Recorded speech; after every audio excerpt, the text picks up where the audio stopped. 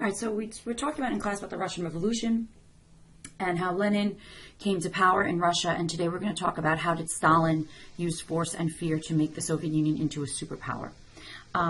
So the first question is, how actually did Stalin come to power? So Stalin was the General Party secretary of the Communist Party in Russia. The word Stalin actually means steel. It's a name he gave himself. Stalin was from Russia. He was not from Russia. He was from Georgia. He always spoke Russian with a very strong accent. So he was from Georgia.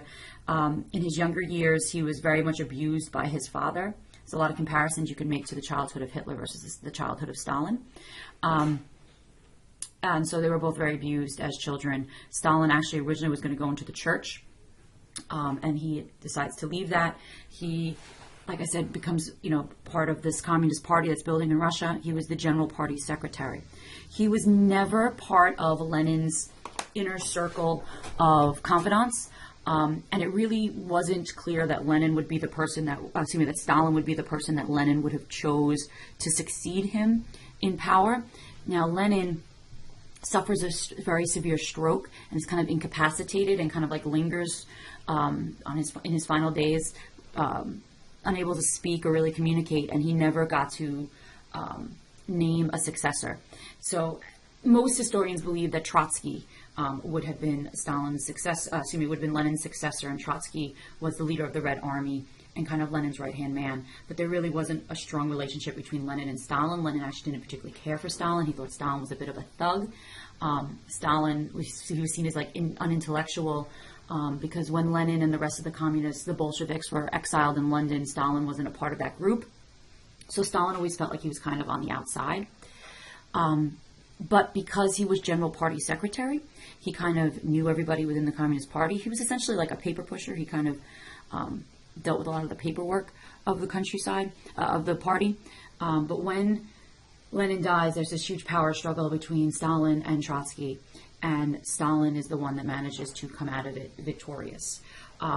So Stalin was a really big master at propaganda and using propaganda to manipulate and create a message that he wanted to. Since there wasn't that relationship between himself and Lenin, he used propaganda to create a relationship between himself and Lenin that did not actually exist. He also used propaganda to demonize Trotsky and to push Trotsky out of the party. And actually, he then went back through photographs and actually prior to digital photos and Photoshop, and edited Trotsky out of all these various different photos, which is just kind of interesting in itself. He made basically Trotsky disappear.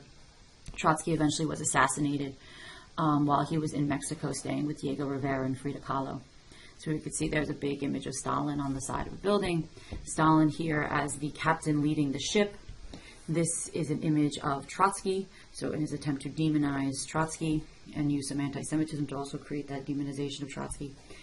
Now, one of the weirder things that Stalin does when he does come to power is, again, because he wants to create this connection between himself and Lenin that didn't exist, he also wants to make Lenin, as the founding father of Bolshevism, kind of almost like a godlike figure, because in communism you do not have religion.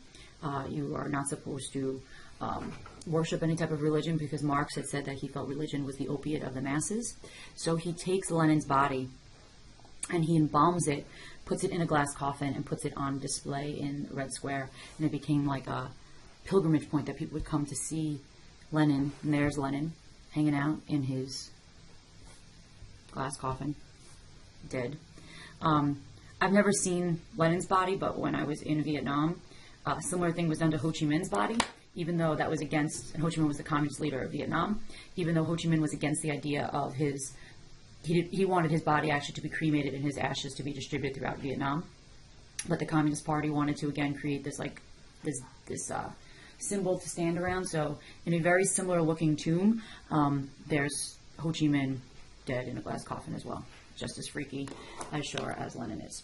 So when Stalin comes to power, Stalin realizes that Russia needs to industrialize really, really fast. That we know we've been talking about Russia and its attempts to industrialize, but it's kind of been a bumpy road for Russia and its industrialization. So Stalin is really going to force Russia to industrialize in a very quick way.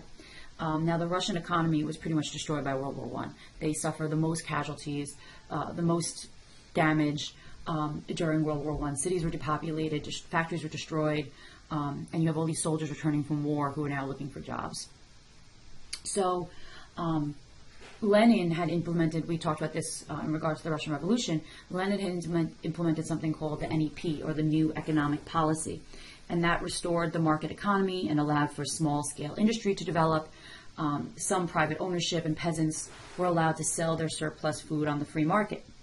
We also saw a program of electrification where they started to bring electricity to the countryside, and we start to see the development of technical schools. So Stalin is going to end that. He is going to take government control over the economy. In 1929, he's going to start the first of what are called the 5-year plans. And the 5-year plans were basically an attempt to push Russia from an industrialized economy, a country, to an industrialized power. And so the 5-year plans were basically, goals set. This is where we're going to be in 5 years, and then this is how we're actually going to accomplish this. So here we can see this is another one of Stalin's propaganda. You see Stalin and Lenin on the flag, and this very strong-looking Russian worker holding up the flag, and there's all these planes and factories in the background. So Stalin created something called Gosplan. And what Gosplan was the Central State Planning Agency. And so everything as far as economy in Russia, or in the Soviet Union, went through the government. So the government would set levels for increased productivity. The government would say this factory has to produce X amount of steel, this factory has to produce X amount of tanks, whatever it was. Everything was focused on heavy industry, and consumer goods were almost completely ignored. So, like, if you went to a store in Russia, you wouldn't really be able to buy much of anything, because so much of the focus was on heavy industry, steel, iron, petroleum, producing things for war. But because of the 5-year plans and Gosplan, they didn't experience a Great Depression. So, world output is falling 33% during the Great Depression. That doesn't happen in Russia or in the Soviet Union. Between 1928 and 1937, steel production is going to increase from 4 to 18 tons a year. Coal is going to increase from 36 to 228 million tons. Whole new cities are going to be built overnight. However, the housing was really, really shoddy that was built for the people, and wages are actually declining 43%. So what's happening in the Soviet Union is, if you look at like the big numbers and the output, everything looks amazing. Like that's why some people actually thought that communism might be a good idea for them, because everyone's suffering through the Great Depression, but the Soviet Union's not. People are at work and they're producing all these goods, but like I said, housing was really difficult. The life wasn't really very good inside the Soviet Union for the people. And like I said before, because housing was so pretty much like ignored, basically you'd have an apartment building, and the government would just come in and just like say that they're going to basically just divide your apartment in half and stick another family on the other half of your apartment. And then someday they might decide to divide it again, and another family might have to move in. And so like they just kept cramming people into these like really small, overcrowded housing developments, because the government wasn't willing to spend the money on actually housing. They were just spending the money on building factories. So standard of living, lifestyle for the Russian people, really not that good. But again, Russia, like I said, on paper, is having this massive amount of growth in areas like electricity, coal, oil, pig iron, steel. But there was a consequence for this. So that takes us to this question.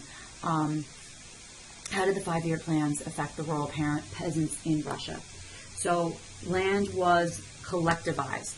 So what that means is the peasants no longer own their land. And mind you, they had just recently got free from serfdom. So it's like, really, we just started to get land, and now it's being taken away from us again.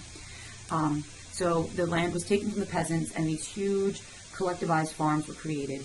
So all the peasants would basically have to live together and work together on one big farm.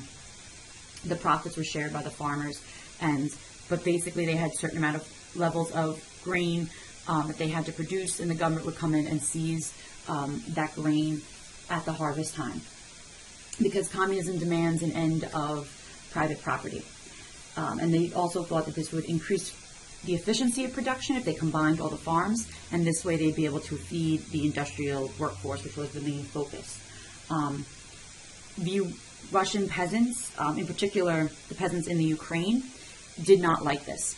They were very resistant to this. There was a group of people, they were referred to as kulaks. The kulaks were basically like a richer peasant. Imagine, after the freedom of serfdom and, the ability to own some land, some peasants, weren't crazy wealthy, but they were starting to make a good living for themselves. They might be able to hire another worker or two. They had enough food to feed their family. They were producing extra food. They were able to sell it, and they were kind of doing okay. These are people who gained wealth, particularly during the new economic policy. They are the ones that are going to be the most resistant to collectivization, because they are not going to be so happy when all of a sudden their land is being taken away from them that they just worked so hard to finally gain. So the peasants in protest, particularly in the Ukraine this happened, but the peasants in protest started to kill their livestock and they burned their crops just so the government couldn't take it from them. They began to hoard food, but you still needed money, you still need food to feed the industrial workers, and Stalin wasn't going to let his industrial workers starve. So the government would come into the countryside and take all of the food, and basically between 10, I've seen it as high as 15 million peasants starved to death in what's known as the Great Famine. Now, as a result of this, people began to think that maybe Stalin wasn't doing the best job for the Russian people, for the Soviet people, I should say, because of all this dissent that was growing and because of the Great Famine. There was whispers that, maybe Stalin wasn't that great of a leader. So Stalin had to try to prevent this dissent from growing. So what he did is, when he began to feel that people were beginning to doubt his ability, he started putting any member of the Communist Party that he thought was doubting him, he put them on trial for treason. This is something known as the Purge trials. Also, mind you, that Stalin is an incredibly paranoid person. Historians looking back on him probably feel that he had severe mental illnesses. So he was incredibly paranoid. And so he targeted anyone who he thought might be challenging or questioning his power.